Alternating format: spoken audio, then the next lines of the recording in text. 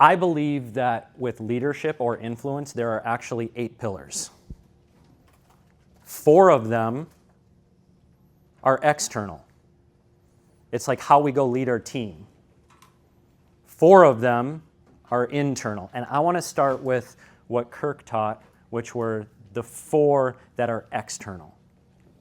So, and I'm going to give them to you in the order of importance that I've found throughout my career are the most important. So it's going to start with 1, morale or mindset of your team. Everything starts there. I don't care how much talent, I don't care how good our product process is, I don't care what we have. At the end of the day, the mindset of our team is most important. Now, there's a few things in mindset that are critical that I've found separates, like, what the fuck is mindset? By the way, are we in an, I swear. So if am I good with that? Okay. So if I get passionate and I'll slip that out. Okay. So, but this is really, really important. When I went to Tony Robbins like 25 years ago, like, it had a massive impact. There's a few takeaways. Like, if you can get a takeaway out of an event, you're like, and this one thing, and then you're still talking about it 20, 25 years later, it's like, that was a freaking nugget. And he really impacted me when he said that 80% of success, 80% of it is mindset and 20% of it is execution.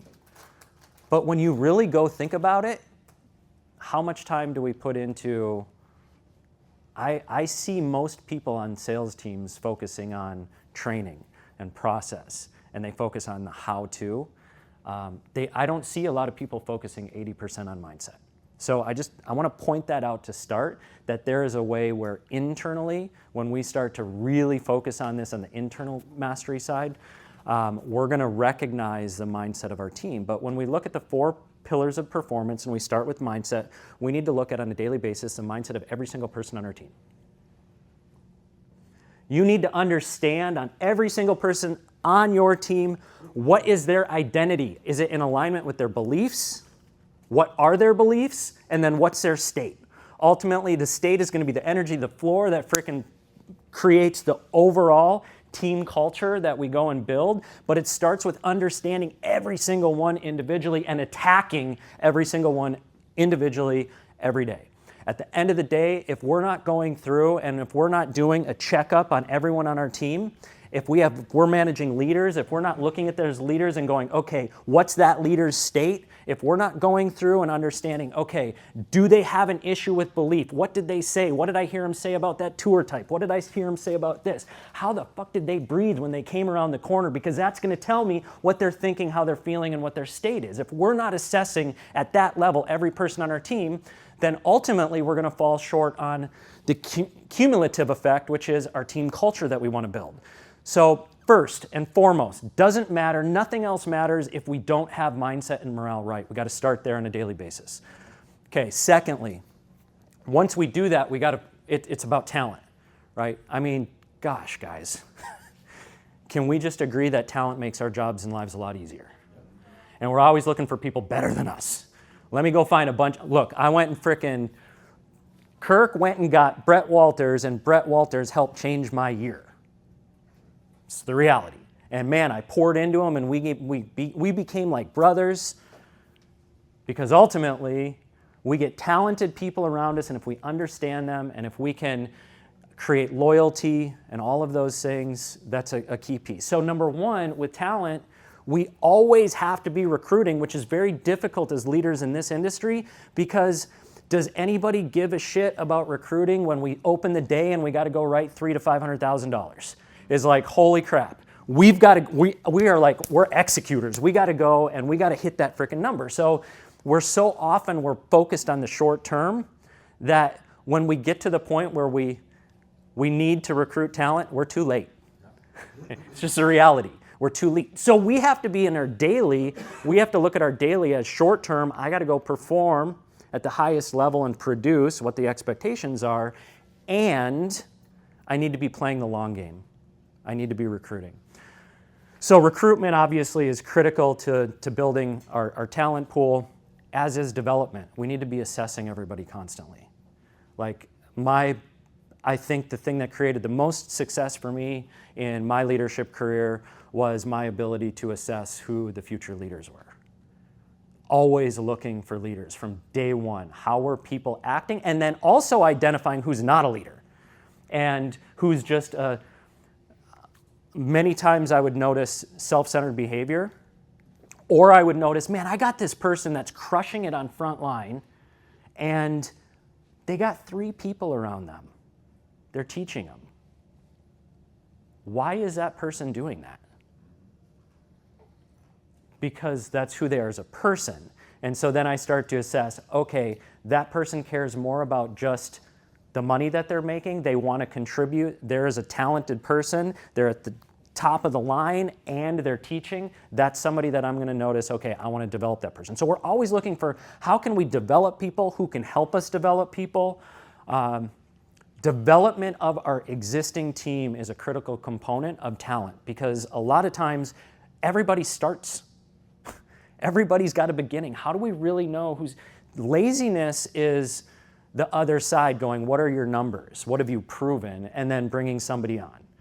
But saying, well, who is this human being and how can I help get the most out of them? And how can I help them become who ultimately they can become? That's development. And we got to attack every day when we know that talent is number 2 on the list. We just said mindset first, talent second, and then third, we're going to roll into, hey, if you're getting value from this right now, I have a detailed version of my leadership influence framework deck to send you, as well as a bonus item that will help you start every morning in peak state. Click the link in the description and it'll be sent over to you. Operations. Like operational excellence, operations is really about looking at the business from the standpoint of strength on strength. How can we look at who's the best talent that fits with the best tour type? In this industry, it's going to be tour type, right? So how can we find ways to do best with best? Secondly, how can we go and find effectiveness and efficiency to say, I want my best, like you were talking about earlier. Man, if I spread tour times out a little bit, if I go, how can I get them on 2 versus 1? How can I go? And then who's good with what? What are their strengths? We start to recognize, okay, sometimes people can be an absolute superstar at one thing, but not at another, and that's okay. But we need to be able to understand operationally, who are we putting out there? Who are we putting in front of our highest producing opportunities? So it's also the ability to dig in and look at a data point on a spreadsheet.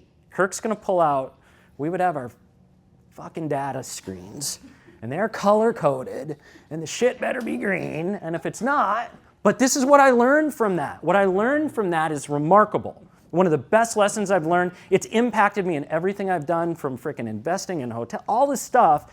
We do the exact same thing. We have KPIs on our team, and we'll go and we color code everything, and then we go, look, all right, if this is off, where focus goes, energy flows, and where energy flows, results follow. Everything you guys talked about is, here's how we're going to do this.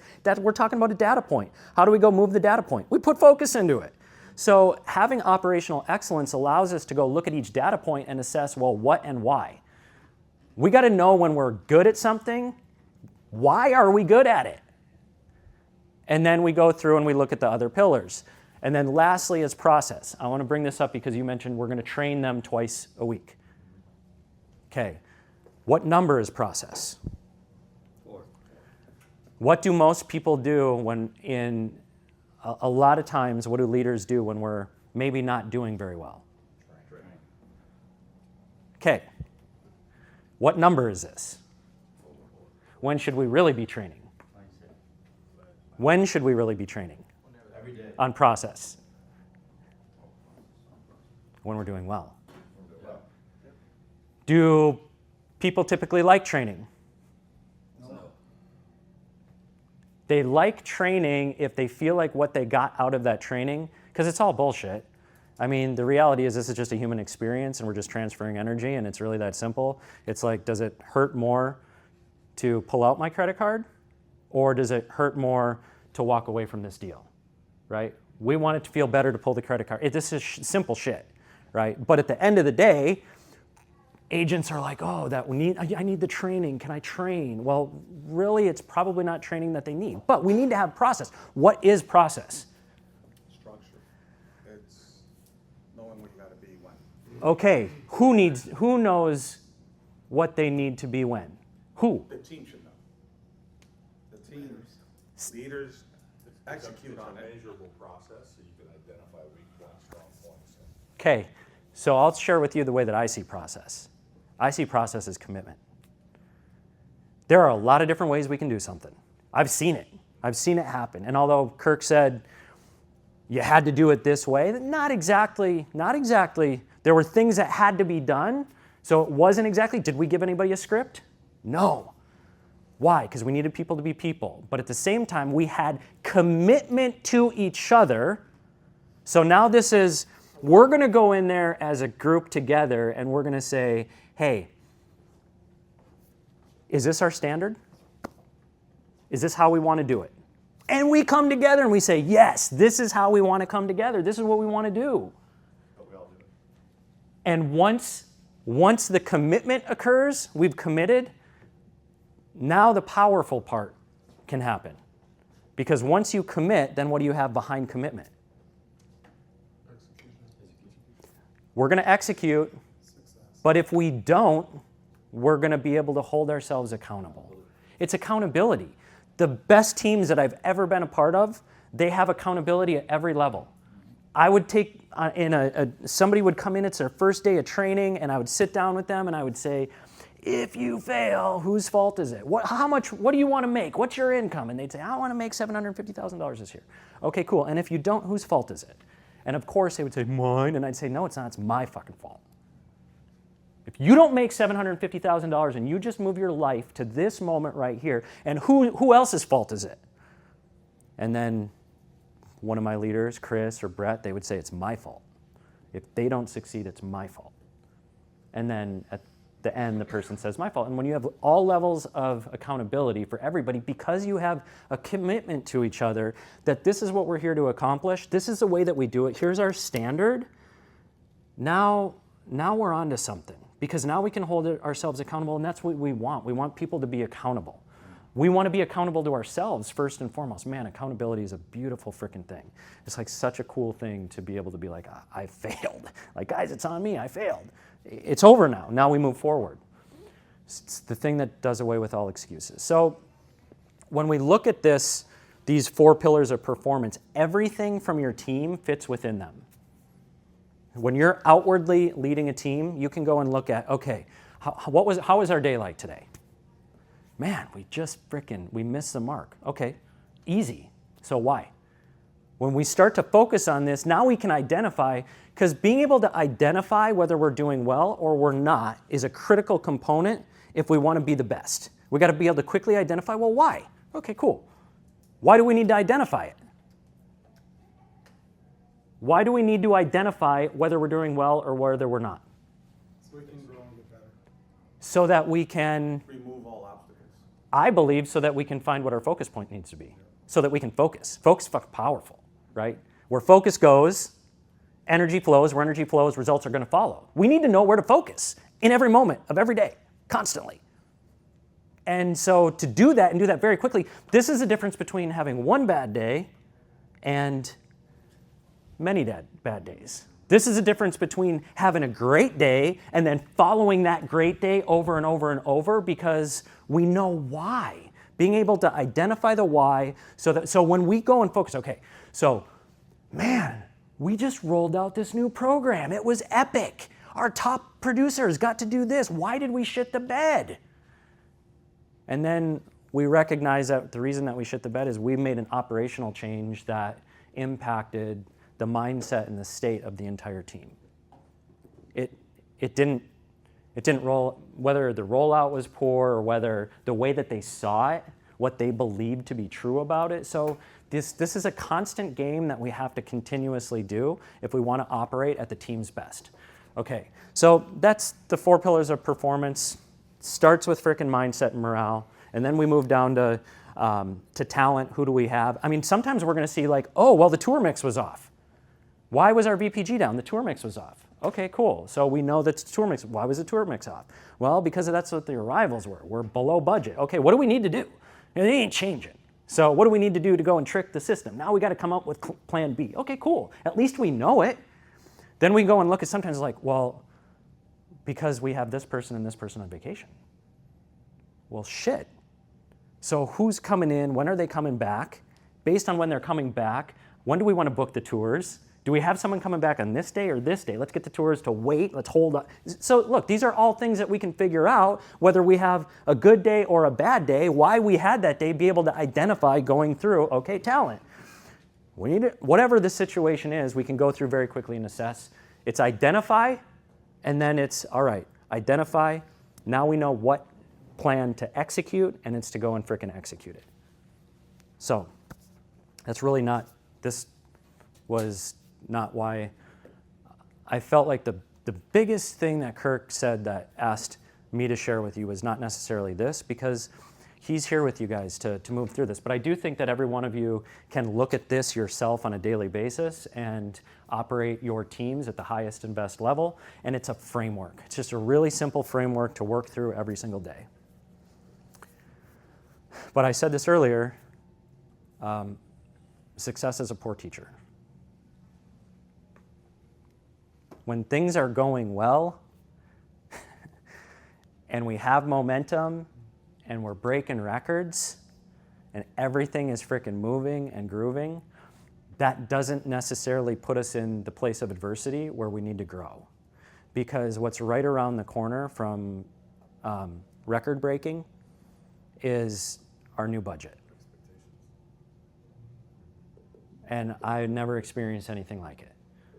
When I didn't, we had we went from a $5,000 VPG and then we freaking broke records and we were at an $8,000 VPG, but that $8,000 VPG now became our budget. So our record-breaking performance now became the expectation in the budget. Oh, and by the way, if you and your agents go and have another record-breaking performance to match what you just did, you're going to be at budget and you're going to make half as much. What the fuck? But sound familiar? You guys are going to be staring this down or are staring it down, have stared it down. So, but I also want to now go, okay, I had people tell me from every other company, managers that would come in and maybe they were on the front line or maybe they're here, there, whatever. Yeah, better be careful. Better be careful. Yeah. Better be careful why? That's going to be your new budget. You just wait. Absolutely. And I'm like, fuck yeah, it is. Let's go. That's right. Yeah, it's my new budget. So what? So, okay. And then we had it as a new budget. And then it didn't just stop there, because then the next year it was an $11,000 VPG, and then the next year it was a $15,000 VPG, and then the next year was a $17,000 VPG.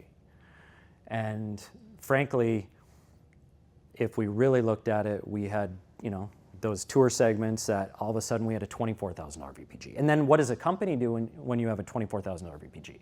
What do they want to do? I remember our budget when it changed to $17,000 for a Diamond Green Holidays, I think, PDH's, right? Events of a Yeah. lifetime? It's a marketing program. Yeah. For owners to come back on their first purchase, right? And our budget was $17,000, right? And I remember us looking at that. Okay, well that thing moved, right? And it moved up and it went to 20, but here's what's crazy, because now, 27,000. well, yes, but here's what the company did, right? They're like, oh, these things produce $24,000 VPGs. Let's get a bunch of them out there. Yeah, it's double the flow. And let's go open other sites. So this tour now would show up to Brett first in Kona, and then they would go over to the new shiny property, the modern or whatever the fuck it was at the time, right? And they'd go, so they'd tour there, they'd tour with Brett. The marketing team, God bless you guys, would make them feel like part of that package was they had to go on a tour, even though they didn't. They didn't, right? It was like there was no tour required. But okay, so what time are you going to? Well, you're on that package, right? Yeah. Okay. We've already done 2. Then they'd come see us. So in a freaking 7-day stretch, we were tour number 3 with a $24,000 VPG, and $24,000 was budget. We can't hit budget. Always get it paid. So I'm bringing this up just because it's a reality of what happens when we go kick ass. But the good news? You want the good news?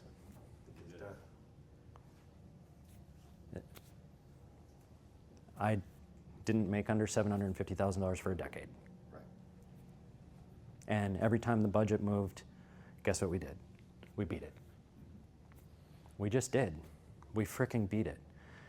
Now, do you think that it worked that way at every site? They would go on their 1 or 2 year run, and then that's it. They would fold, and then they would lose people. They would lose leaders. They would lose, it would just come undone. And why? And I think that that's the part that Kirk wanted me to come here for, is just to bring up that why. Like, what's the differentiating factor? I'm always looking for what differentiates greatness from not. What's the differentiator? And the differentiator is turning this external game plan of leading a team externally, those 4 pillars of performance, and now turning them inward to yourself. You will be the difference or not. Some of you in this room will be the difference in you being able to have a continued record-breaking stretch, and some of you will not. That's the reality. It just is what it is. And if you so choose that you want to be that one that is special and unique and different, a differentiating factor that your value, Brett's not going to like this part, but they ran a profit per tour. No. There are a lot of profits per tour. They ran a profit per person in our company. Right. It's maybe the thing that I'm most proud of my entire career. Not the frickin' multiple globals and all that kind of stuff, but it was that at the end of the day, I was the most profitable human being within that company. Increased the valuation of that company by $1.5 billion.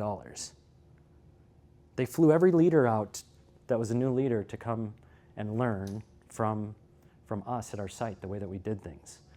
The differentiating factor was the way that I looked at everything went into the internal mastery, which number 1 is mindset. And I want to dig into this one a little bit for you guys, because I think that I know unequivocally it's the most important thing. Mindset is people say mindset, and I'm like, they don't even know what's mindset? And then I'll ask them what's mindset, and they're like, oh, positive attitude. No, it's not a fucking positive attitude. There is absolute physiological things attached to having an elite mindset.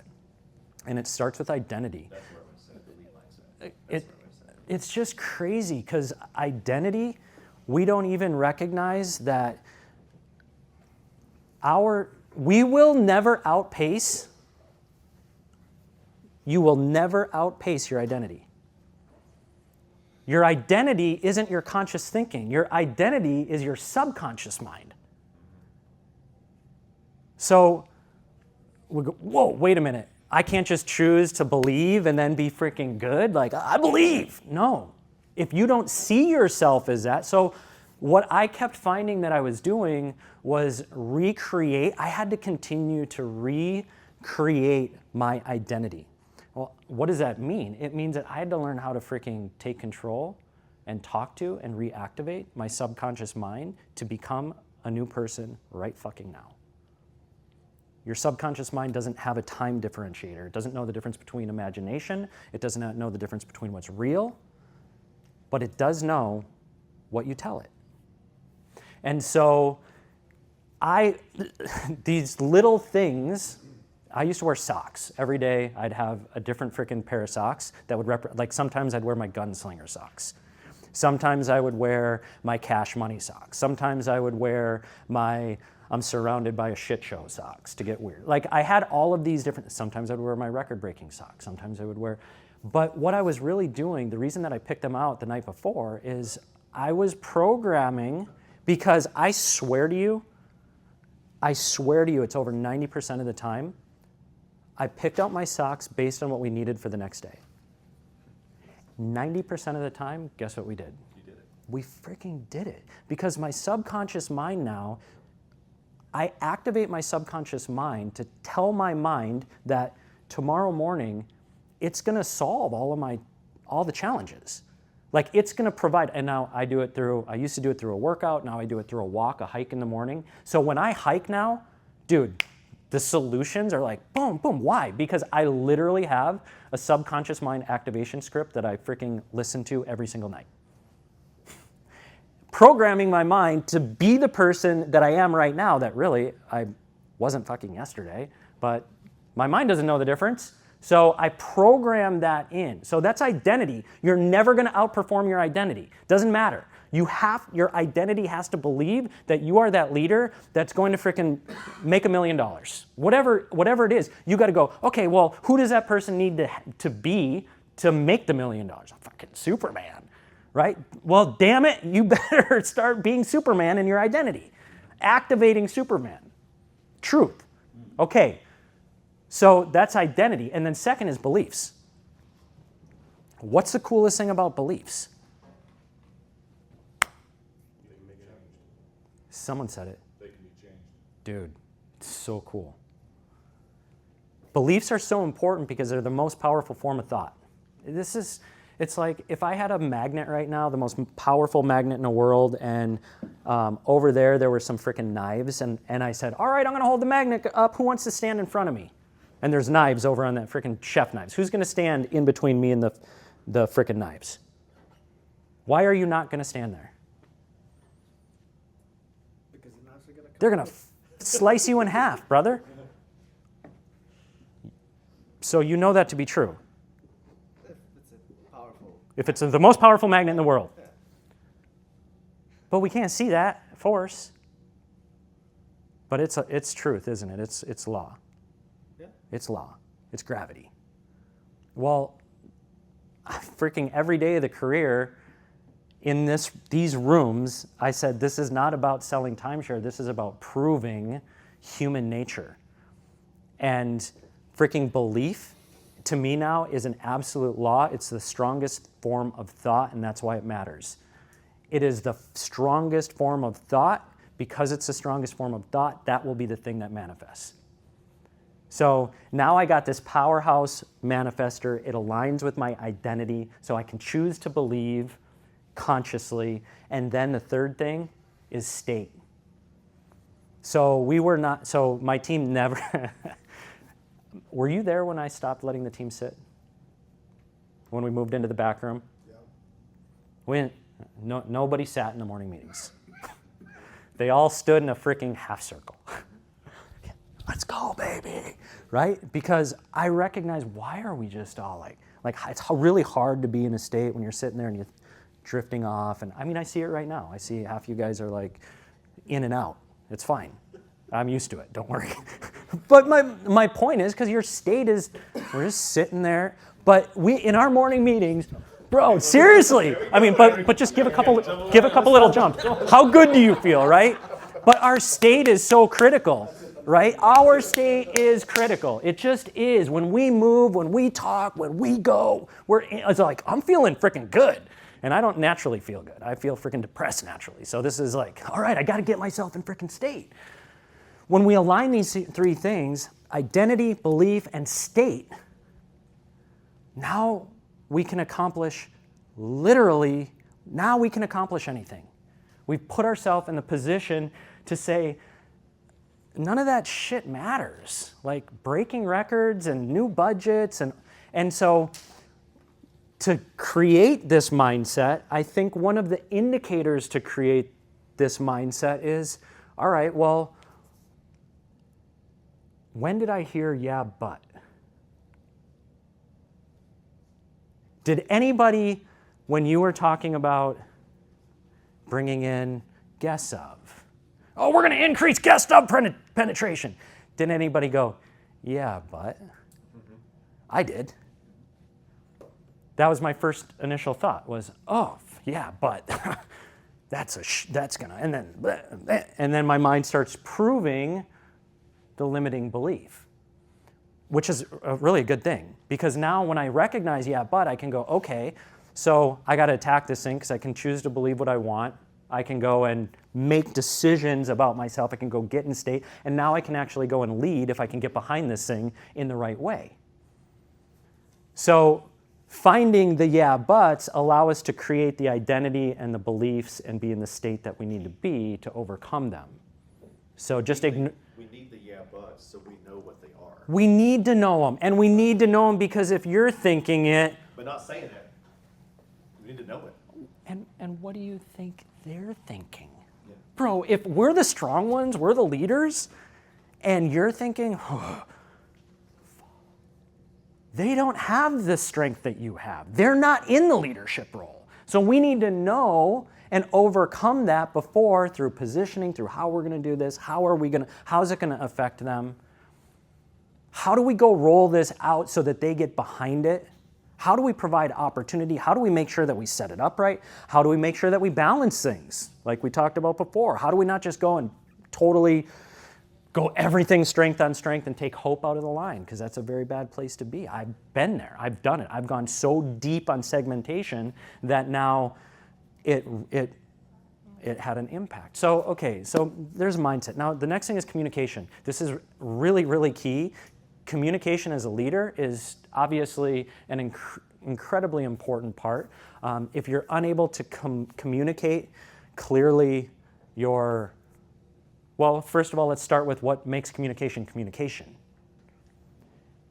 You need to be clear, first of all, as the leader, where do I need them to go? First and foremost, you need to know where, so in this case, let's say it's guest of, I don't know why I keep looking at you, I think because you said that you guys got $100,000 of guest of per manager, and so I'm on this guest of thing, so I keep referencing it. But when I look at that, I'm like, okay, if at the end of the day I need to have this result, and I need people to get here. I need them to buy in that this thing is a benefit.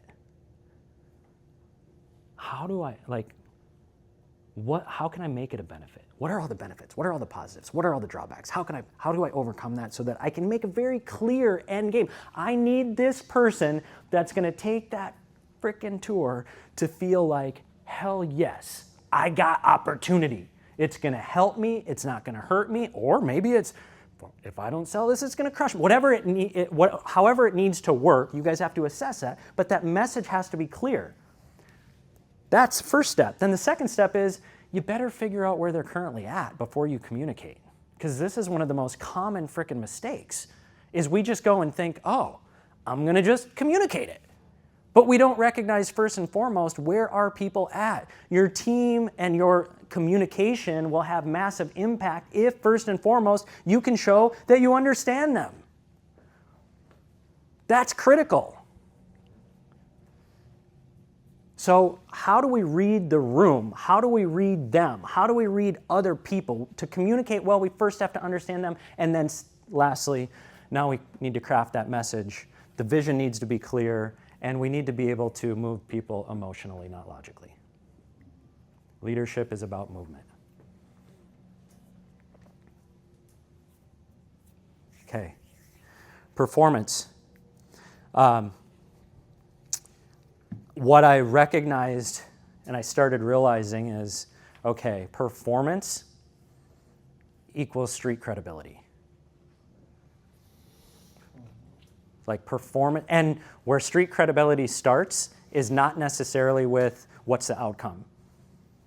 So I started recognizing as an early TO that all of the freaking old successful agents were like, they use their friends, their managers that would just stamp freaking deals for them. I was never going to get a top freaking agent's deal, never. I was this young freaking kid that didn't know shit. And so when I would hear them say, the managers say, oh, I'll just sign you had to sign them out back in the day. I'll just sign you out. And I'd be like, oh, no. If you want, you can go and get back in, but can I talk to them? Sure. It's shit. It's shit to her. And they'd list all the reasons. I'm like, I don't care. And then I would go and dig in, and I didn't care if I got a deal. What I cared about is that they moved. And a lot of times, then the agent would be like, well, yeah, I'll come back with you. Sure. Oh, okay. And then they would see me go to work. I didn't care if I didn't get the deal or not. I had nothing to lose. They just got done saying it was horseshit. I'm going to go and move them. And I started recognizing, man, I was getting people close. And when I get people close, that freaking agent was like, oh, shit. Okay, well, he just got it close.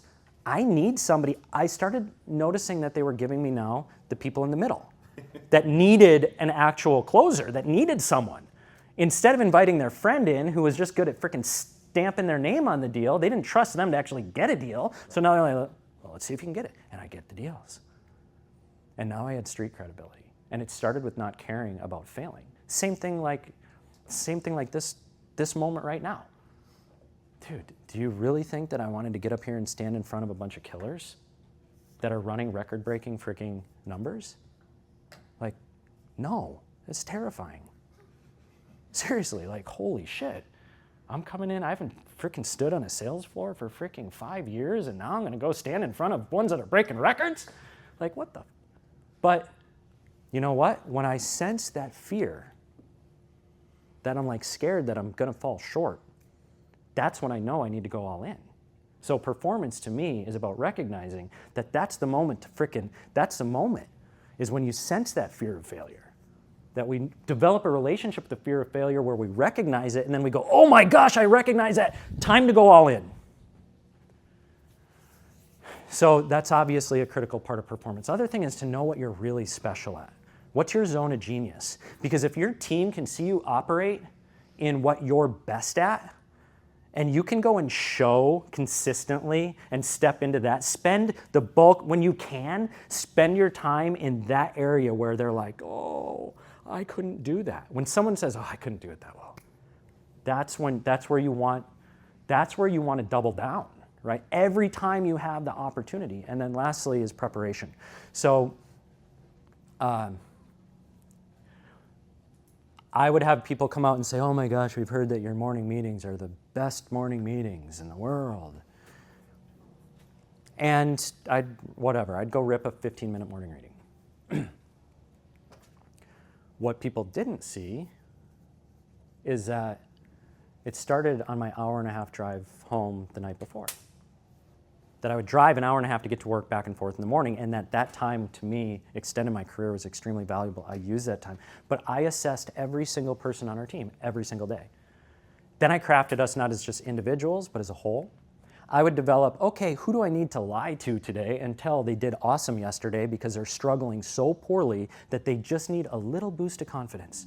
What was something that I saw them do yesterday that I can point out for them in the meeting, even though it's not worth recognizing on this stage, but I'm going to do it anyway, right? Seriously. I would know everything about what was happening, and then again, I didn't need to solve it. I didn't need to know what my message was, because who was going to help me come up with the best message? Subconscious. Thank you, subconscious mind. So I'd have another hour and a half going in, but before I went in, I'd leave at freaking 3:45 in the morning. I'd go down, I'd have a trainer beat the hell out of me, functional movement training where I just would, because I had to have a win to start the day. And through that, then through music, my whole meeting was crafted based on, okay, I'd play the same song over and over and over again in the morning meeting that had a message to it, that had a theme, a feeling I wanted to create. It was all about feeling. We didn't talk about fucking housekeeping. I'm sorry if you do. Housekeeping was not allowed in the temple. So it was like, no. This time when you come in these doors is about we're all going to leave here together in peak state. And so how could I go then and craft a message that had storytelling maybe? Did people need to laugh? did I need to freaking stand up there and hold people accountable? Right there, look them dead in the eye and say, what was that? Because I would, if that's what it needed. Create that healthy tension, challenge myself, be vulnerable, whatever it was, all of these things.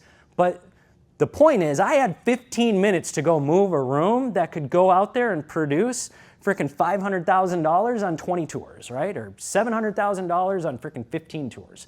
Or whatever, some astronomical, ungodly, everybody else would say impossible. I needed to take impossible and then go, okay, how can I take impossible and not just get people to believe that it's possible, but actually by the end of this career that I had, people were like, they'd look at impossible and now they just thought it was probable. They just expected what was impossible because we did it so many times. We proved over and over and over. And that happened because of preparedness. Because every single thing was thought through. That when we assessed the 4 pillars of external and poured into the 4 pillars of internal mastery, that nobody was going to fucking compete with me. You weren't going to compete. It's not. You're not going to. I am going to outdo you with everything because I had a systematic process that allowed me to know where we were as a team, what buttons we needed to push, where every single person was, and most importantly, where I was and what I needed to be the person that continued to break records year in and year out and go change the life of my family. Because, I really had nothing to lose. We came from absolutely nothing. So I had everything to gain, and I got to use it as a testing ground. And the same skills that I used there, I realized this is not about timeshare, vacation ownership. This is about the most important skill that exists, the most valuable skill that exists, and that's influence. And leadership is simply influence. And so when we know that, and then we have a framework and a system to work with, game over. And so I challenge you to say, okay, there's nothing that I said right now that is the first time you're hearing it, I would bet. There's nothing here that I just went through that you're like, oh, I've never heard that before. But there is a framework to it. And that, I think, is important because when we operate with, okay, this is the way that I do it, here's the how, now we're on to something. Hey, if you found this training valuable, you're not going to want to miss the next one. So click here, and I'll see you over there.